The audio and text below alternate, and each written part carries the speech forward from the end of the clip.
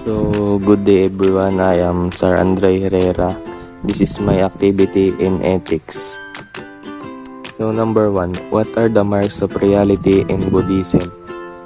In Buddhism, the marks of reality, also known as the 3 marks of existence, are impermanence, anicca, suffering, dukkha, and non-self, anatta.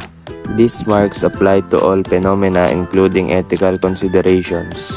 Para sa mga etika, itinatampok nila ang hindi permanenteng kalikasan ng kasiyahan at sakit. Ang likas na hindi kasiyasiyang pagkapit sa mga lumilipas sa pangyayari at mga kawalan ng permanenteng, independenteng sarili kung kanino may uugnay ang mga aksyon. Ang pag-unawa sa mga gumabay sa ethical na pag-uugali tungo sa pakikiramay, hindi pagkakaugnay at pagkakaunawa sa pagkakaugnay. Number 2, what are the truths according to Buddhist ethics?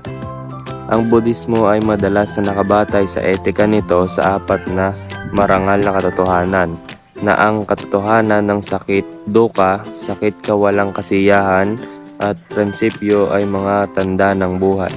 Ang aktwal na sanhi ni samudaya ay pananabik, ang katotohanan ng katapusan ng pagdurusa ni Roda sa pamagitan ng pagpapakawala ng kalakip at pananabik, ang paghihirap ay maaring wakasan.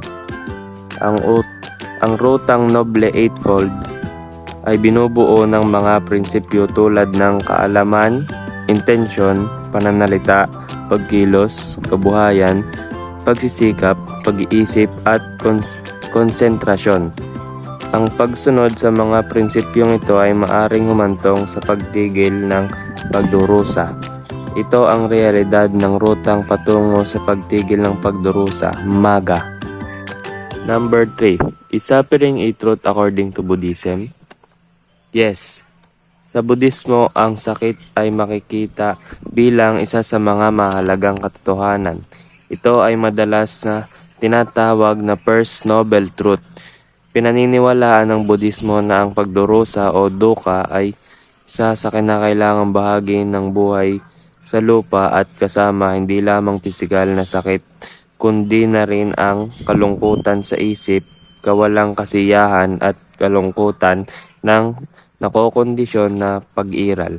Ang pagkakaroon ng pananaw sa suliranin ng tao at pagsisimula ng paglalakbay tungo sa paglaya sa pagdurusa ay nangailangan na pag-unawa sa kalikasan ng pagdurusa.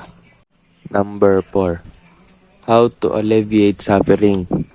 The Noble Eightfold Path is a set of principles and practices that are intended to cultivate wisdom, ethical conduct, and mental discipline.